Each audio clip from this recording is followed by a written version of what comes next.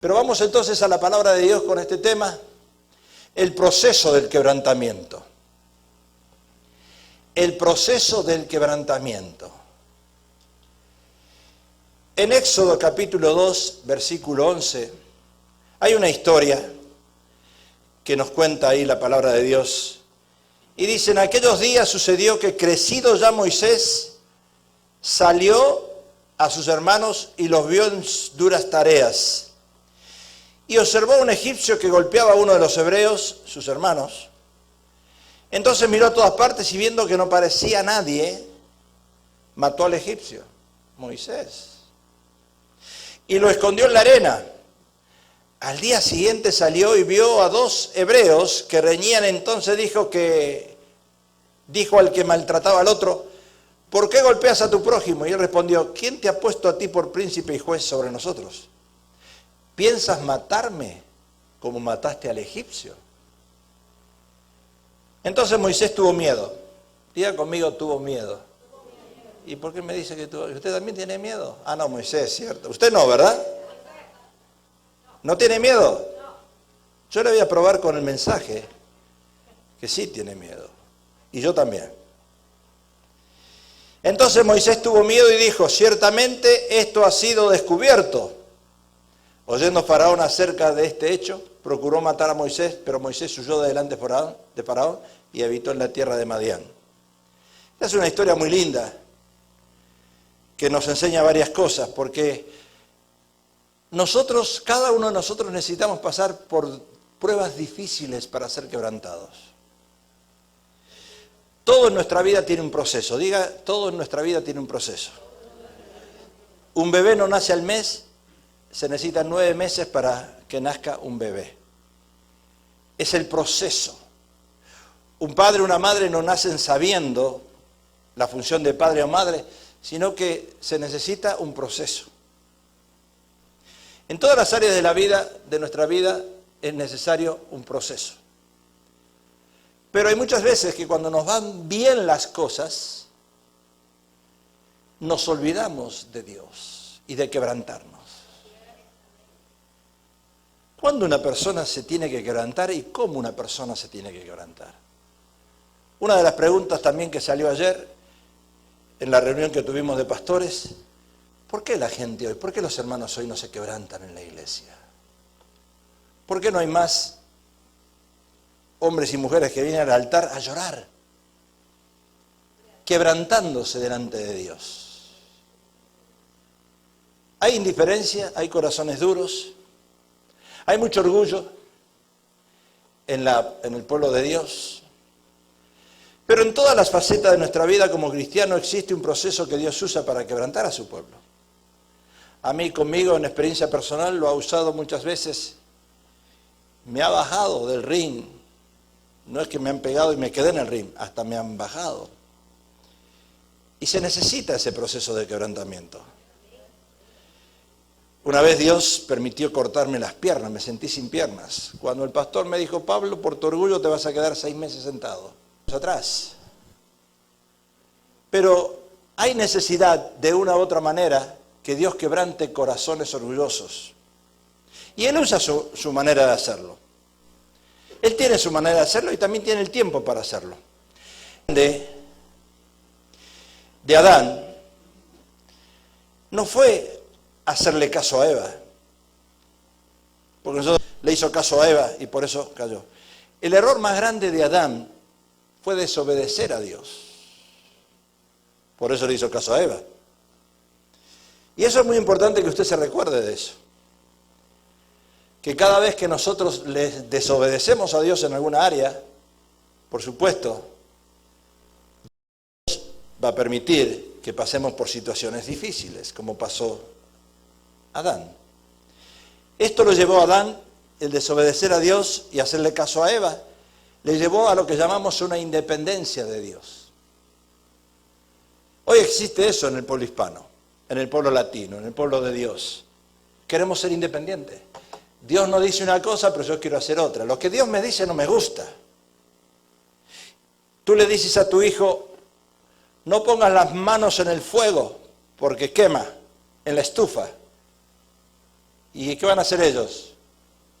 La van a poner, porque quieren probar si quema. Y así somos nosotros. Buscamos una independencia de Dios, buscamos una independencia de lo externo. El quebrantamiento es el método que Dios usa para lidiar con nuestro espíritu de independencia. Porque Dios no nos llamó a ser llaneros solitarios. Dios no nos llamó a vivir en la independencia. Dios quiere vivir dentro de un cuerpo, y dentro de un cuerpo usted y yo somos parte de ese cuerpo, dice la palabra. En la historia que vemos con Moisés, vemos que el pueblo de Israel era un pueblo esclavo de Egipto. Ahora, el quebrantamiento es el método que Dios usa para lidiar con nuestro espíritu de independencia, ya que el pecado, el error de Adán fue la independencia. Cuando Eva le dijo, come, hazlo, no le hagas caso a Dios, Adán dijo, esta es la manera de independizarme. Y la independencia es más peligrosa que el mismo pecado, porque ser independiente significa hacer decisiones por nuestra propia cuenta. Ya no le consultamos a Dios. Ya no necesitamos preguntarle si estoy en lo correcto, si estoy en el camino que tengo que seguir, si es la voluntad de Él lo que estoy haciendo. Queremos hacer decisiones por nuestra propia cuenta. Y le pasó a Moisés. Moisés fue un hombre escogido por Dios, un gran héroe, pero quiso ser independiente y quiso hacer cosas por su cuenta. Escuche, porque esto es bien importante, porque está pasando hoy alrededor nuestro.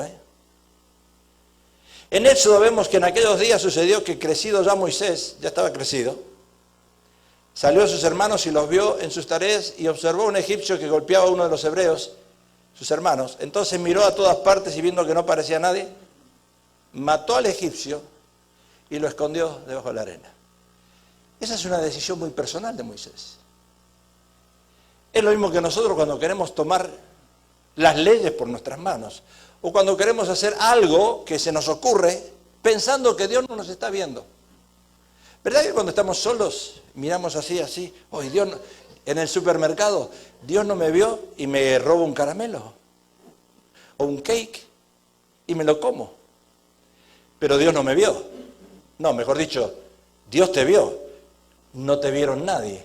Aunque hoy hay que tener cuidado con las cámaras, porque tiempo atrás las mujeres entraban al vestuario, ahí donde se cambian, donde se prueban las ropas, el dressing, entraban desnudas y salían vestidas y se iban. Hoy, si hacen eso, pasan por la alarma y hacen y la hacen desvestir y quitarse todas las prendas que se pusieron abajo gratis. Difícil hacer eso hoy, Moisés es una figura importante para el judío, el judaizante, el cristianismo, el islam y también otras religiones más, donde se lo venera como profeta, legislador y un líder espiritual. Moisés matando, asesinando a un hombre a escondidas. Yo tuve casos de personas que ya no están en esta iglesia, pero que han llegado al Señor. Allá en México mataron a personas y llegaron aquí. Cuando me lo confesaron, le soy sincero, en el amor de Jesús empecé a amarlo, pero también a cuidarme de esta persona. Porque yo creo que hoy en día tenemos que poner detectores de metales ahí para que nadie entre con revólver o un cuchillo. Cuando me cuentan a mí cosas, actos criminales, yo digo, Señor, qué inocente que he sido yo, no maté ni una mosca. Moisés es un hebreo que creció como un príncipe en Egipto. En hebreo se conoce su nombre como Moshe y en árabe se le conoce como Moshe. Y las referencias fundamentales acerca de Moisés se hallan en las Sagradas Escrituras, en el monoteísmo, en el Torah, en el Antiguo Testamento, en el Corán. Ahora, para el judío, Moisés era el hombre encomendado por Dios para liberar al pueblo hebreo de la esclavitud en Egipto. Y el que iba a producir el éxodo, lo iba a sacar y lo iba a llevar a la tierra prometida. Y según la tradición bíblica, Moisés era descendiente de Leví, sacerdote. Transmitió la ley al pueblo hebreo y sentó las bases para el sacerdocio y el culto israelita. Mire con qué hombre estamos hablando. Y la tradición judeo-cristiana le atribuye a Moisés la autoría de los 5 primeros libros, el Pentateuco, que hay algunos que dicen que fueron rejuntados esos libros, que no hay mucha veracidad, pero nosotros lo sabemos que sí, que hay veracidad en el Pentateuco, los 5 primeros libros de la Biblia, del Antiguo Testamento, escritos por Moisés, y se atribuye el nombre Moisés al significado de el salvado de las aguas, porque ahí fue rescatado cuando era bebé, lo mandaron a las aguas y de ahí lo recogieron, ya lo sabemos eso. Moisés en hebreo, como dijimos Moshe, denomina tanto al líder de los israelitas como a quien actuara como representantes de ellos. O sea que los judíos, si usted habla con los judíos, para hablarle de Moisés es lo mayor, es lo más grande. Y Dios entrega en las manos de Moisés los 10 mandamientos. Cuando él sube al monte y Dios se los entrega en sus manos. Pero como a cada uno de nosotros, a Moisés le pasó lo mismo que le pasó a usted y a mí, un antes y un después. Un antes, cuando todavía uno no comete una locura, pero llega el momento que la puede cometer y después viene un después. A lo mejor me arrepentí de haber matado a alguien, pero ya lo maté. Ayer estaba hablando con un pastor, me llamó la atención, porque mire cuando uno se congrega en iglesias, hay que ver la mentalidad del pastor, cómo piensa, cómo actúa, porque así cuando usted lee la Biblia y usted lee las 3 epístolas del apóstol Pablo, usted tiene que conocer al autor, de cabeza a pie, Pablo, el autor. Si no conoce al hombre y su mente, nunca va a poder predicar esas 13 o 14 epístolas. Ayer cuando estaba hablando con un pastor, me llamó la atención porque yo lo conocía, pero no sabía lo que había en su mente. Y me dice, Pablo, dice, el jueves, me dijo la semana pasada, me llamaron para una corte criminal. Y usted levante la mano si está de acuerdo con él o con mi pensamiento. Porque, digo, ¿cómo te llamaron? Sí, me llamaron 35 y el juez iba a escoger de esos 35, 9 o 10 personas que íbamos a estar en una corte criminal. Y le digo, mira, a mí cuando me invitan a mí o cuando me llaman al juror para ir a una corte, yo voy y le digo, yo soy pastor evangélico, yo no puedo acusar a nadie. Y me dejan ir, me sacan. Porque le digo, yo me parece a mí que como pastor no puedo estar en una corte. Y me dice, ¿por qué? Dice, esta es la segunda vez que a mí me llamaron y yo fui. Y le digo, ¿cómo? ¿Y qué hiciste? Bueno, de los 35 que estaban ahí, personas, el juez empezó a hacer preguntas. Y cuando empezó a hacer preguntas, empezó a eliminar a personas que piensan algo que al juez no le gusta. Y fue eliminando de a 10, que quedamos nosotros los últimos 9, éramos ahí. Y me dice, bueno, desde ahora, dice, no puedo eliminar más a nadie, son ustedes 9. Y a mí me fascina eso, me dijo el pastor, a mí me fascina estar en una corte y ser juez. Le digo, ¿y qué pasó? Dice, el jueves me llamaron que hubo un arreglo fuera de corte, se arreglaron y no tuve que ir. Oh, bueno, gloria a Dios. Pero no es la primera vez que me pasa, me dijo. Me pasó otras veces. Tuve una corte años atrás y fui. Y de 12 que estaban de jueces, 10 determinaron que era inocente la persona. Un caso criminal. Y yo dije que no, era culpable. 2 dijimos que era culpable. Entonces el juez tuvo que reanudar el juicio, porque 2 dijimos. Y le dije, pastor, digo, tú sabes que el Espíritu Santo a nosotros nos dice si la persona es inocente o es culpable. ¿Qué mejor que nosotros para saber si es inocente o culpable? Si dice la Biblia que nosotros vamos a juzgar, venimos aquí, podemos juzgar. ¿Por qué? Porque nos da la capacidad. Ahora dime una cosa, ¿qué pasó ese día? Bueno, dice, como yo vi que era culpable, le dije al juez, no, para mí no es inocente esa persona. Y me dice, y todavía vanagloriándose, me dice, ¿sabes una cosa? Lo que pasó, reanudaron el juicio y al final sí era culpable. Y le digo, ¿te sentiste bien? Sí, porque era culpable. Y le digo, dime una cosa, ¿qué pasa si hay uno de tus hijos ahí, en la corte, siendo juzgado, ¿te animarías tú a decirle al juez, mi hijo es culpable? Que vaya a la silla eléctrica o que lo asesine. Es que yo no lo hago, me dice. Es la ley la que lo hace. ¿Cómo la ley? No le dije más nada, me quedé con mi pensamiento, pero hoy uno entra a diferentes iglesias y si no conoce la mentalidad de los pastores, peligroso. Porque yo dije, menos mal que yo no estoy en la corte, sino hasta a mí me fulmina me asesina.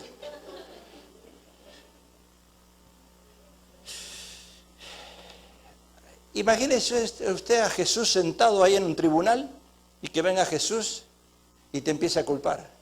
Y él dice que él no vino a castigar, él no vino a condenar, él vino a salvar.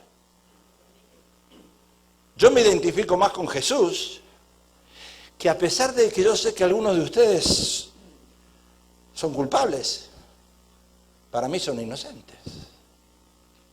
Aparte yo no soy, dice la palabra, que nosotros no estamos para juzgar. Moisés tenía dos propósitos por el cual vino a la vida. Primero nació para liberar a 2,5 millones de hebreos. Y Moisés nació para ser la línea generacional del cual el Mesías iba a venir. Y uno no puede entender que un ungido de Dios, enviado por Dios, tome decisiones por su cuenta sin consultarle a Dios. Es la más difícil. ¿Cómo puede ser Moisés que le entrega los 10 mandamientos y ahora tome una decisión sin consultarle a Dios? ¿Y cuál fue la decisión que Moisés tomó? Asesinó a un hombre. Hizo venganza por sus propias manos. ¿Cuántos de nosotros queremos hacer venganza por nuestras propias? Casi todos. Ay, a este me lo mato, si lo agarro lo mato. Qué ganas de matarlo que tengo. Por la injusticia a veces. Porque lo que Moisés vio era algo injusto y él quiso accionar. Observó a un egipcio que golpeaba a uno de los hebreos, sus hermanos, entonces miró a todas partes y viendo que no parecía a nadie, mató al egipcio y lo escondió. Entonces, esto es asesinato. La Biblia dice que él observaba a los hermanos, sufrían ahí en Egipto, de pronto vio que se pelearon dos, intervino, no vio que había nadie y lo mata. Ahora, antes de cometer una acción indebida, uno se asegura de que nadie lo esté mirando. Tuvimos en el pasado ministros de alabanza que los sábados tocaban en un nightclub. Hacían dinero. Y el domingo venían acá a alabar a Dios. Y yo qué sé, yo no puedo saber, yo no voy al nightclub. Pero uno se informa, ¿verdad?, de que sí. Entonces, Moisés mató al egipcio, lo entierra en la arena para que nadie se diera cuenta de lo que había hecho. ¿Qué hizo Moisés? Usó fuerza humana para vengarse, para tomar acción. Escuche cuando nosotros decimos cuando usamos fuerza humana para ganar un caso. Eso es lo que hizo Moisés. En nuestros países hispanos se acostumbra a usar fuerzas humanas. Usted lo ve en los noticieros, en Perú especialmente, cuando encuentran a alguien en pecado, lo ponen ahí y con látigos le pegan. Y fuerzas humanas. Si alguien se abusa de una niña, de una menor, hasta lo matan. El pueblo lo mata. ¿Saben por qué hacen eso? Porque en nuestros países no hay justicia. Entonces la gente dice, voy a tomar justicia con mis propias manos. Y aparentemente parece bueno eso. Pero no es así. No podemos tomar justicia por nuestras propias manos. Y Moisés usa esa fuerza humana para vengarse. Debido muchas veces a gobiernos corruptos. En ese caso, no era que había un gobierno corrupto. Moisés tenía relación con Dios, pero no le consultó a Dios. Accionó. ¿Qué dice Zacarías? Entonces respondió y me habló diciendo, el profeta, esta es palabra de Jehová a Zorobabel que dice, no con ejército, ni con fuerza, sino con mi espíritu, ha dicho el Jehová de los ejércitos.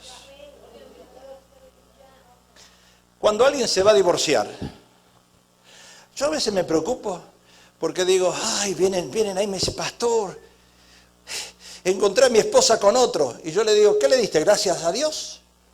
No, casi los mato. ¿Verdad que cuando uno encuentra a la esposa con otro, dice, Señor, gracias que te la llevaste?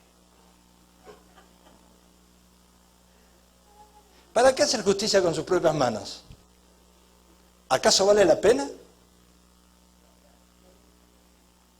No sé si está entendiendo lo que hizo Moisés. ¿Por qué nos divorciamos? ¿Por qué se divorcia la gente? Porque quieren hacer justicia con sus propias manos. Porque no nos gustan las ideas de Dios en el matrimonio. Ayer me preguntaron a mi pastor, ¿por qué no crecemos? ¿Por qué los cristianos están yendo al catolicismo otra vez?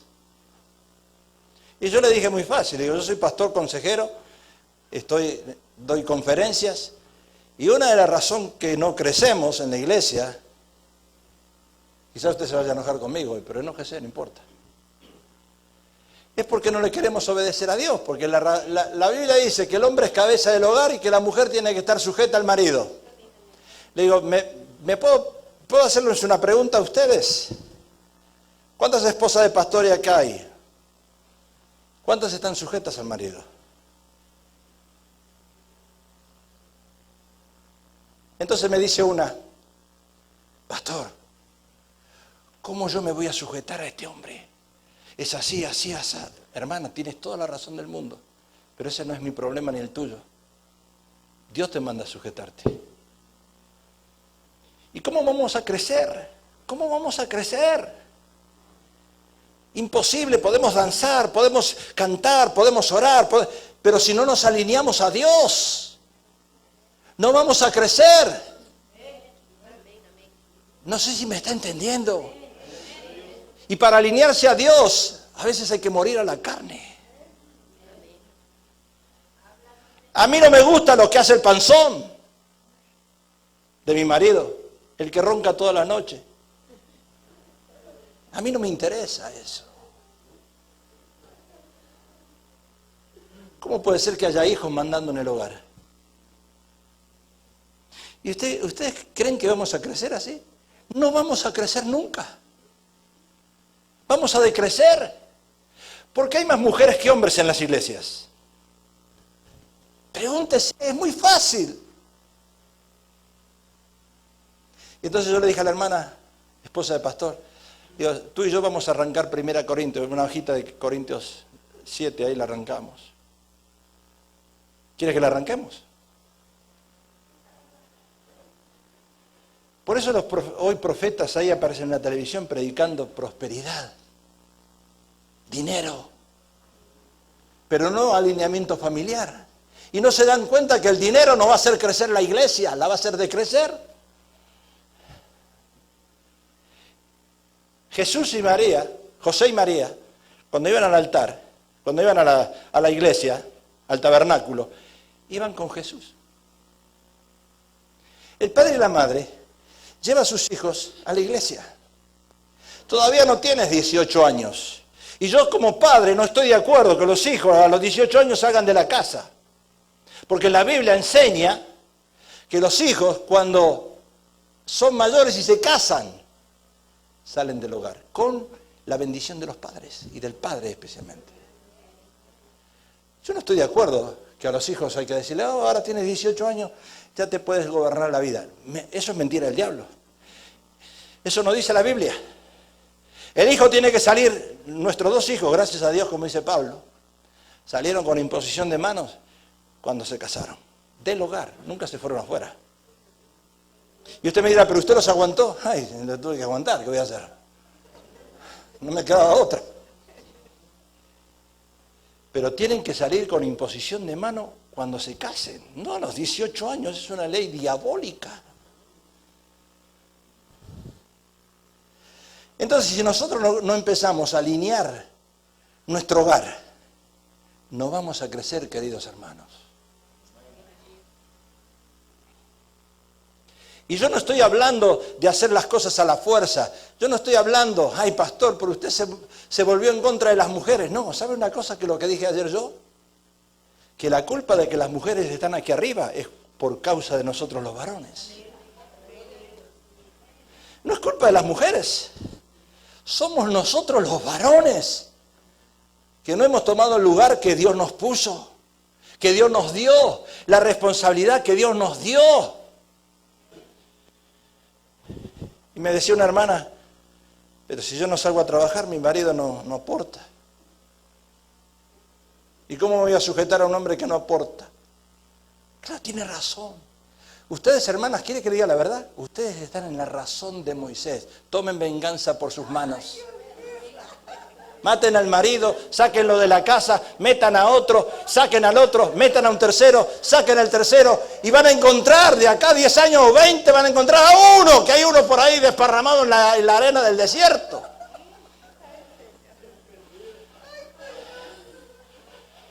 No lo van a encontrar. Entonces, si tú amas a Dios, porque las mujeres tienen una función importantísima en este rol. Si aman a Dios, tienen que sujetarse a ese... ¿Qué palabra quiere que use? Suave. Suave. Que sea suave. Voy a usar una suave. ¿A ese demonio? No, pastor.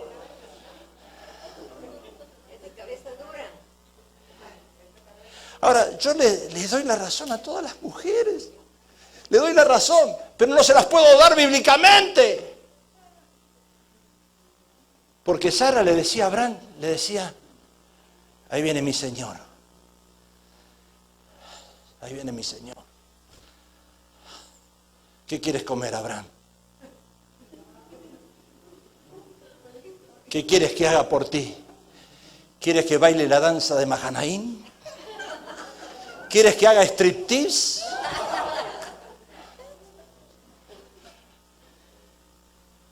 Porque así era el Señor. ¿Quieres que te lustre los zapatos? Y entonces vamos a empezar a crecer otra vez. Cuando viene el hombre o la mujer y le pregunta a la esposa, le dice, dime una cosa. ¿Tú podrías ayudarme en lo que sea? Y me contesten a mí, no sé, le voy a preguntar a mi marido. Le voy a preguntar a mi marido. Ay, eso me suena mal. ¿Qué pasó? ¿Acaso tú no tienes decisión propia? Sí las tengo. Pero Dios no me la permite usar. Porque cuando dos se ponen de acuerdo, dice la Biblia, Dios está de acuerdo. Y si mi esposo no está de acuerdo en lo que yo voy a hacer, Dios no va a estar de acuerdo. Y cuando las mujeres, que son tremendas, las amo. Mire, si no estuvieran las mujeres en la iglesia, ¿qué haríamos? 3 o 4 pelagatos. Me salió la palabra. Pelagatos. Que ni olor a perfume traemos. Pero yo no puedo darles a ustedes otra fórmula para crecer. Es la única que hay, queridos hermanos. No hay otra. Cuando vengan los hijos al padre y a la madre, el padre para un hijo tiene que ser un Dios. Es un Dios, un padre. Y que venga el hijo o la hija y le diga, papá, ¿qué te parece de esto? No está bien, hija, que hagas eso. Gracias, papá. Esperaba tu respuesta.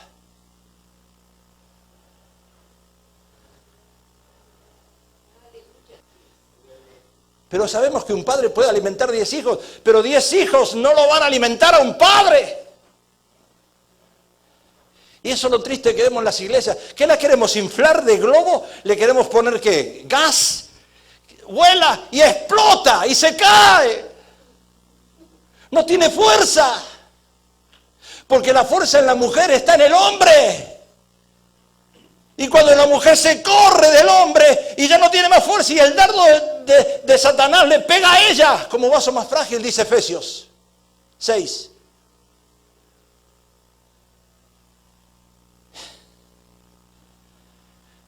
Y yo estoy frustrado. Pues yo digo, ¿cómo vamos a crecer? ¿Qué vamos a ir a repartir tratados? Y vamos a repartir tratados y va uno a repartir tratados y le dice, hermana, ¿usted me está invitando? Sí. ¿O usted asiste a la iglesia? Sí. ¿Y cómo es su testimonio? No, mi testimonio más o menos, yo me divorcié 3 veces, pero todavía hay esperanza. Sí, hay esperanza, pero ese no te está entendiendo que hay esperanza. Y usted salió a evangelizar, le preguntó a su esposo, no, ¿qué le voy a preguntar si aquel duerme todo el día? ¿Qué le voy a preguntar a mi esposo? Si es un burro, un ignorante, no sabe que 2 más 2 es 4. Le pregunto cuánto es 2 más 2 y me dice que es 3. Porque así consideran a las esposas a los varones, como burros.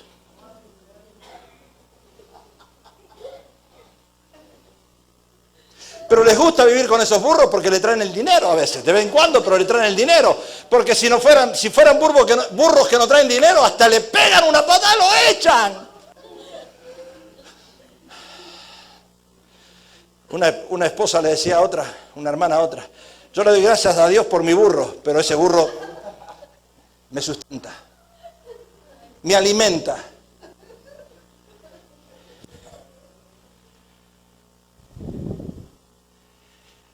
¿Cómo vamos a crecer? Imposible crecer. La hermana me decía ayer, no hay testimonio en el pueblo, por eso la gente no llega. Y claro que no hay testimonio. No es, dice la palabra en Zacarías, no es con ejército, ni con fuerza, sino con el Espíritu de Dios.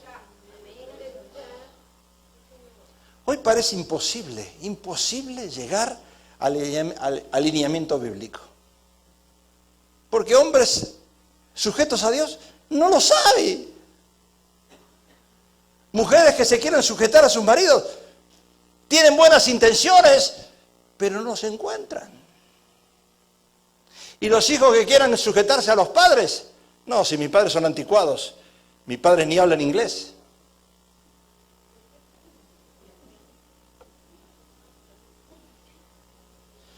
Moisés no solo usó fuerza humana para matar a ese egipcio, metió sus narices donde nadie lo llamaba.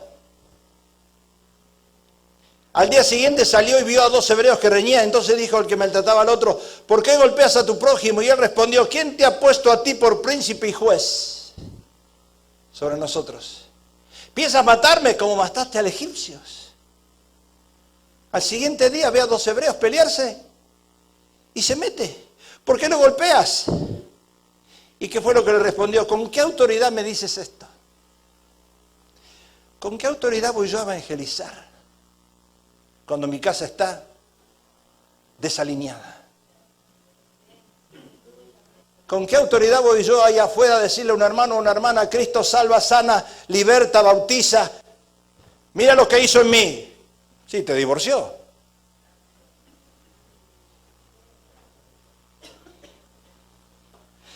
Estás perdiendo de un trabajo a otro, te la pasas perdiendo trabajo, te la pasas de iglesia en iglesia, te la pasas... ¿A dónde está el testimonio? No ganamos almas por testimonio más.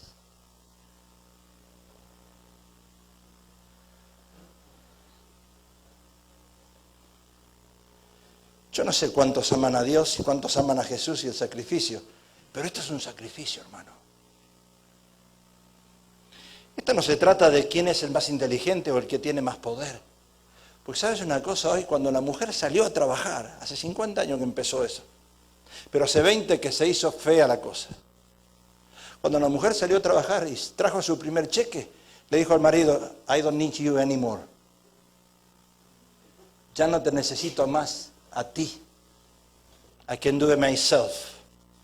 Can you see it? Double than your check. I can make more money than you. See who I am? ¿Y qué pasó? Ya está. Y cuando va la madre al hijo y le dice, mamá, me pasó esto en la escuela. Le quería preguntar a mi papá, a tu papá ni le preguntes nada. Es un burro de carga. Es un mujeriego. Se la pasa con el 3X. Era 2 y le aumentó una más, 3 ahora, son 3X, era 2X.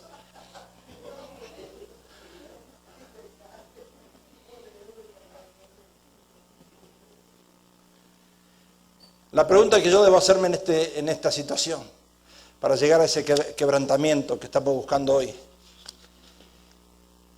¿Dios me manda a meterme en los asuntos de terceros?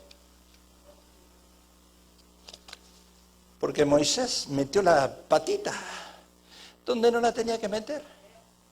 Y esto es muy, muy importante, porque a nosotros nos gusta usar el método de la oración. Hermanita, ¿cuál es tu problema para que llore por ti?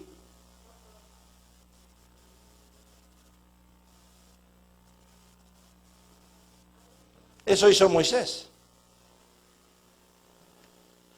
¿Qué debo hacer cuando uno está atravesando una situación parecida a esta? Tendré que salir en defensa del más débil, porque Moisés dijo, hey, tú eres más fuerte, le estás pegando a este más débil. Voy a defenderlo al débil. ¿Eso?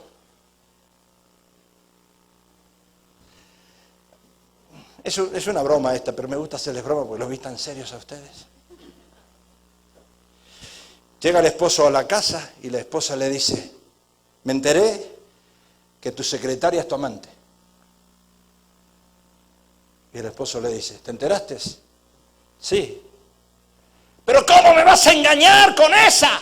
Es más fea que yo, no sirve nada. Me estás engañando con tu secretaria. Es una vergüenza. Pero déjame decirte, mi amor, que mi secretaria tiene una casa de lujo en Cancún. Tiene dinero en Suiza. El carro que tú y yo manejamos, ella me lo regaló. Esos miles que tengo en el banco, no es que yo haya trabajado, ella lo fue depositando. ¿Quieres que todavía nos divorciemos? No. Deja que nuestra secretaria es efectiva, le dijo. Nuestra secretaria es efectiva, ya no era la de él, ahora es la de ella. ¿Cuántas quieren esa secretaria?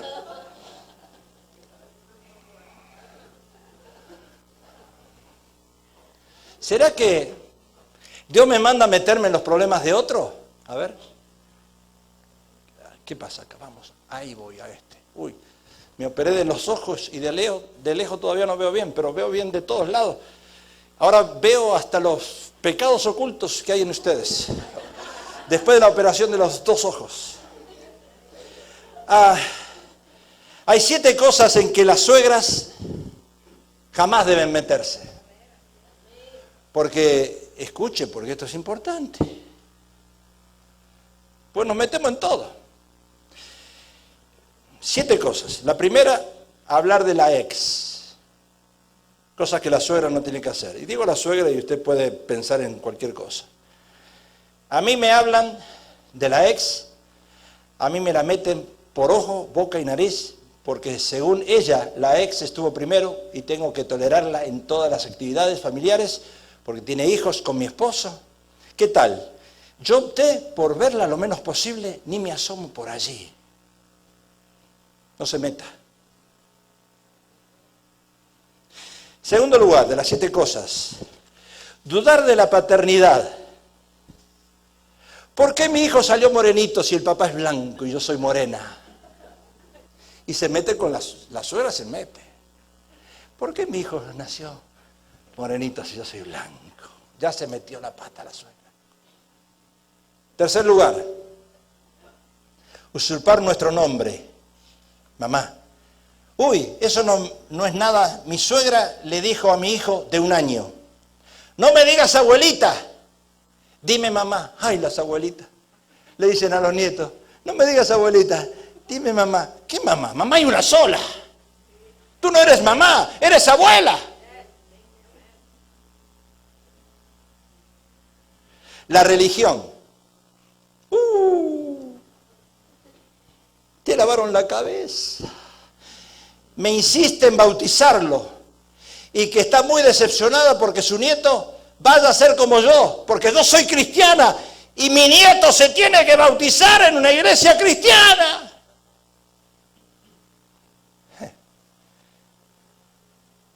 Son ejemplos, ¿no? costumbres y tradiciones. ¡Ay! Yo soy latina y mi suegra asiática. Siempre me la ha armado de bronca con que el niño debe hacer todas sus costumbres. Quiere decir sobre mis hijos. Quiere decidir sobre mis hijos. Sin consultarme a mí. Mi hijo de 3 años aún no sabía bien por qué escucha 2 idiomas. Es casi hasta me prohibió hablarle en español. Innumerables veces me amenaza con quitármelo y hasta consiguió llaves de mi casa. Viene cuando se le da la gana sin avisar.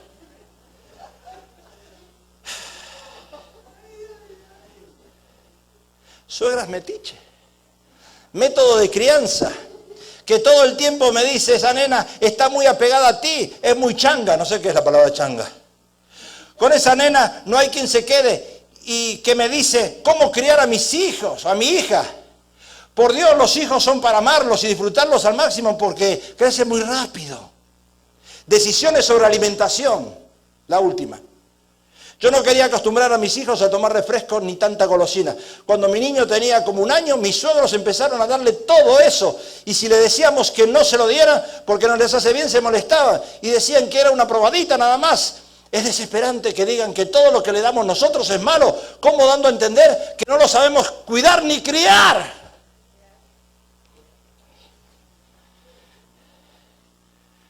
Ahora, ¿por qué nos metemos en la vida de los demás? Moisés hizo eso.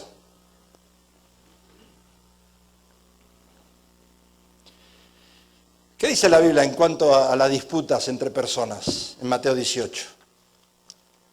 Mire lo que dice.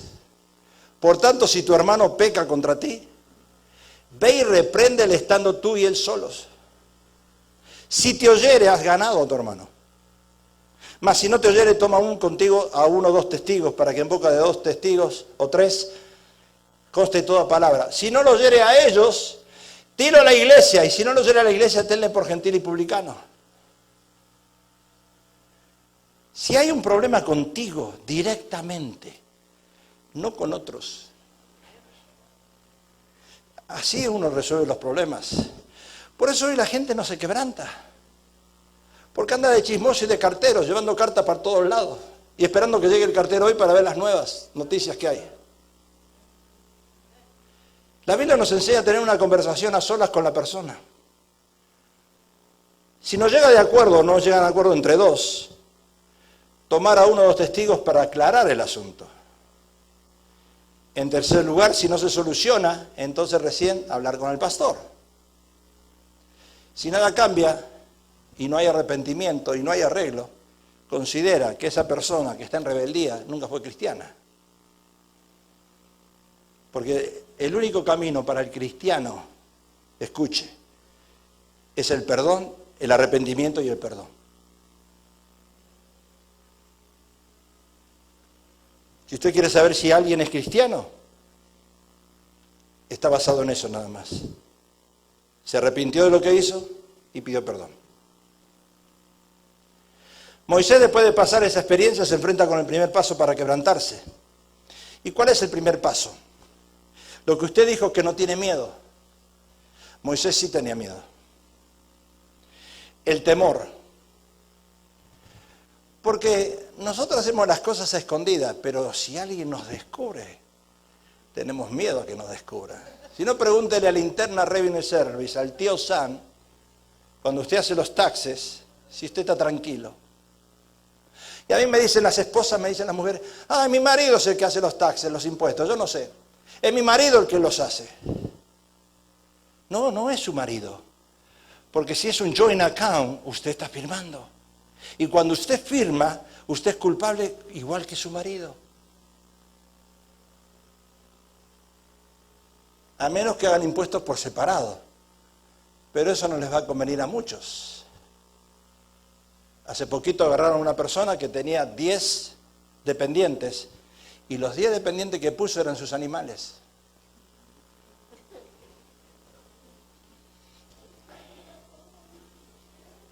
A todos los animales lo puso como dependientes y les dio nombre de personas. Entonces Moisés tuvo miedo y dijo, ¡me descubrieron! Si yo soy un líder, Dios, ¿cómo no me cubriste?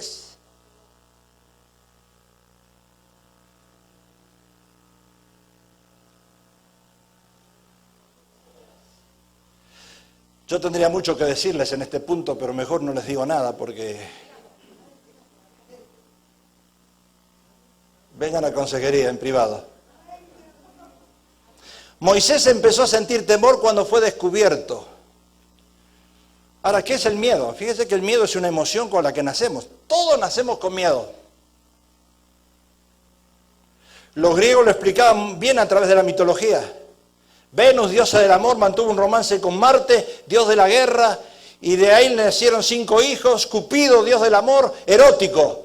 Anteros, dios del amor correspondido. Concordia, dios del equilibrio y la belleza. Fobos, la fobia, y Deimos, el miedo. La mitología griega. Como vemos, el miedo, por tanto, procede de la unión del amor y la guerra. Yo le digo a los matrimonios, ustedes quieren tener paz entre los dos, arreglar la situación, primero métanse en guerra. Sí, porque no vale la pena tapar todo. Ay, tapamos, y tapamos, y tapamos. No, saquemos las cosas a la luz. Vamos a pelearnos primero. Y después, la paz de Dios. Primero hay guerra. Y después viene el amor, después viene la paz. Ahora, esto quiere decir que en la medida en que nosotros queramos o amemos, algo tememos perder. Yo dije en el mensaje hoy a la mañana, que si tú desechas lo que tienes a tu lado, ya no lo quieres, alguien lo va a querer. Lo que para ti es malo, para otro es bueno. Ay, pero mi marido, tú no sabes lo que era mi marido. Y la mujer que lo enganchó, para ella dice, este es un santo de Dios, es un ángel. Dios me mandó un ángel. Para la otra es un ángel. Para ella era un diablo, pero cambió con la otra. ¿Y eso a qué se debe? Diferentes miedos, miedos al rechazo, miedos al fracaso, miedo a la pérdida del poder, miedo a no llegar a fin de mes, miedo al cambio, miedo a morir de una enfermedad. El miedo fue puesto por Dios. Moisés, en vez de reconocer el error que cometió, ¿sabe lo que hace? Decide escapar. Adán se escondió de Dios, se quiso escapar. Estaba desnudo, se cosió. Yo no sé cómo hizo para coserse si no había hilo y aguja. ¿Cómo se cosió las hojas? ¿Había máquina de coser en aquel tiempo? Porque dice cosió. ¿Cómo cosió? ¿La habrá pegado ni con staple? Tampoco no había staple. ¿Cómo cosió Moisés las hojas? Oyendo Faraón acerca de este hecho, procuró matar a Moisés. Mire, quería huir. Y Moisés no sabía que el sufrimiento era parte de la vida. Y todos los seres humanos lo experimentamos en algún momento en nuestro transitar por este mundo.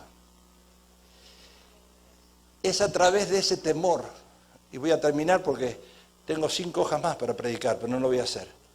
Es a través de ese temor a algo que hiciste, que Dios va a usar para quebrantar tu vida.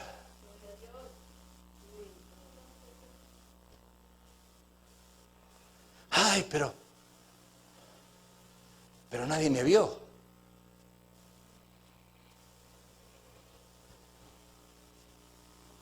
¿Sabes por qué estás aquí buscando a Dios?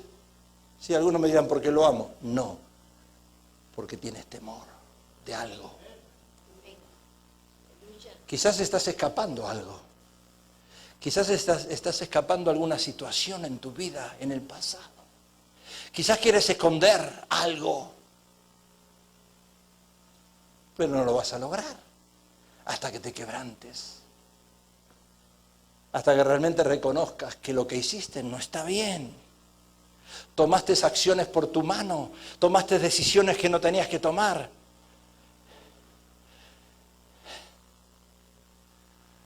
Cuando reconozcas esas decisiones, recién va a haber paz. Como dice el canto, paz en medio de la tormenta. Pero el temor es necesario para que una iglesia se quebrante. El que se sienta seguro, tenga cuidado que no caiga. Y el temor, mire, si no fuese por el temor, a mí me dicen, ay, pero yo le tengo respeto a Dios, yo le temo a Dios. No, le temes a Dios porque andas en cosas raras.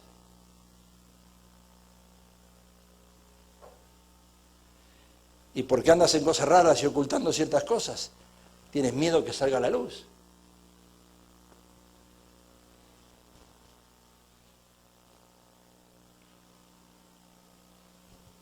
Nadie dice amén, ¿verdad? Moisés se quebrantó por ese miedo de ser descubierto y de meterse en la vida de los demás. Y aprendió el examen. Aprendió. Porque Dios lo usó después, con poder. ¿Cuál es la conjetura, la conclusión? No te metas en la vida de otros.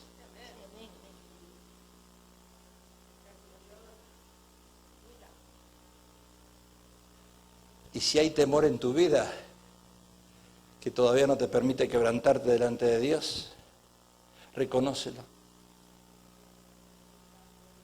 No ganas nada echándole la culpa a nadie, y menos echártela a ti. Solamente, was my mistake, I did. Si alguien se te fue, 2 semanas atrás tuve una experiencia nueva. Se le fue el gavilán pollero.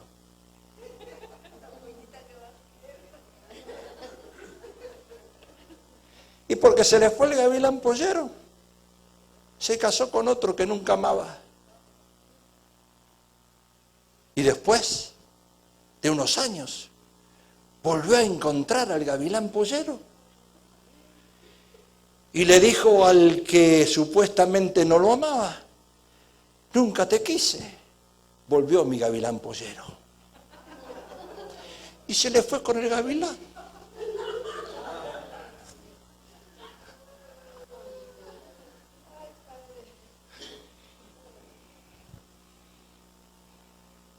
¿Qué pasa?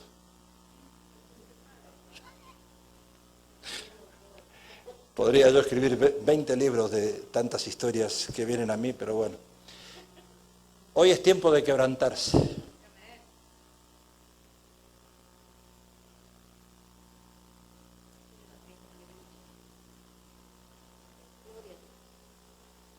Si lo hiciste, tú me dirás, ¿hay alguna razón? Exacto. En todas las cosas que pasan en nuestra vida, nada es por casualidad. Siempre hay una causa y un efecto. Siempre hay una razón por la que la hice y hay un resultado de esa razón. Y cuando tú encuentras la causa y el efecto que produjo esa causa, esa decisión que tomaste, ¿cuál fue el efecto? Dejaste a tus hijos sin padre.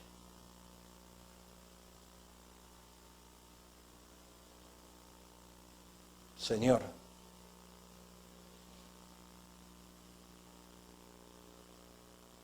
necesitas quebrantarte.